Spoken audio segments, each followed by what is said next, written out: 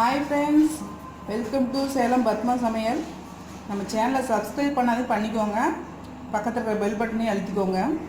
இன்னைக்கு நம்ம என்ன பார்க்க போறோம்னா புளி சுண்டல். இது பாத்தீங்கன்னா புளி உப்புமா மாதிரி இருக்கும் டேஸ்ட். இது எப்படி செய்யலாம்னு பார்க்கலாங்களா?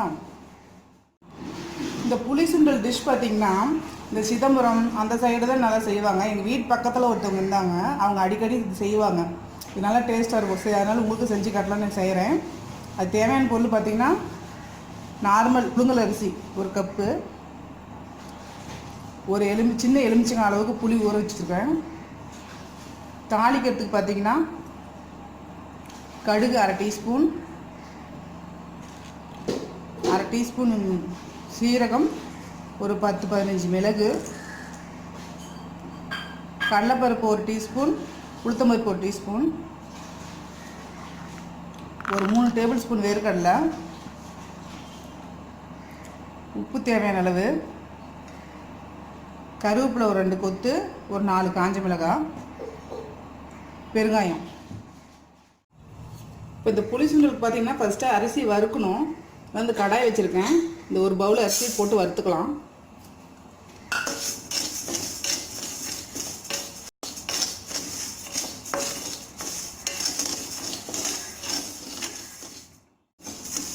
பாருங்கள், இந்த அரிசி கொஞ்சம் வறுபட்டுருச்சு. ஃபுல்லாக பொரிஞ்ச மாதிரி இருக்க வேணாம், இந்த மாதிரி. இது தனியாக எடுத்து வச்சுக்கலாம். இப்போ பாருங்கள், கடாய் வச்சுருக்கேன். ஒரு 3 ஸ்பூன் ஆயில் ஊற்றிக்கிறேன்.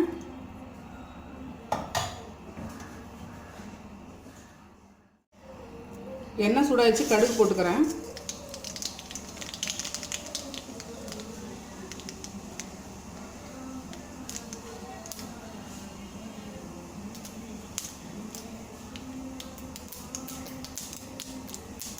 கடலைப்பருப்பு உளுத்தம்பருப்பு போடுறேன். செவக்கணும்.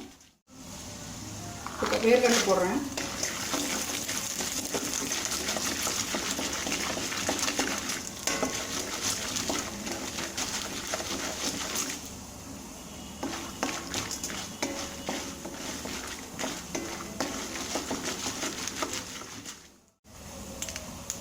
இந்த மிளகு சீரகம் போடுறேன்.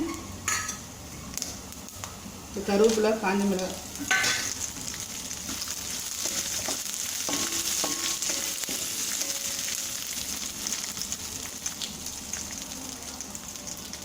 பெருங்காயம்,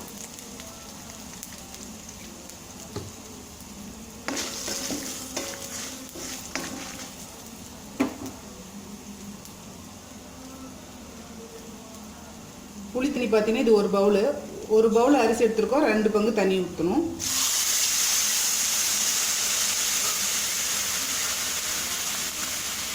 தண்ணி ஒரு பவுல் ஊற்றுறேன்.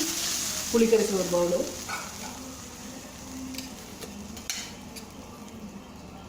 மஞ்சள் பொடி கொஞ்சம் போடுறேன்.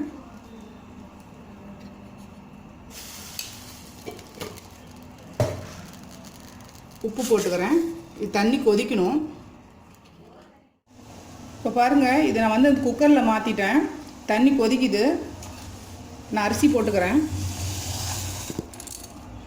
இப்போ அரிசி போட்டுட்டு குக்கரை மூடி 3 விசில் விடணுங்க. இப்போ நான் குக்கரை மூடி வச்சுருக்கேன்.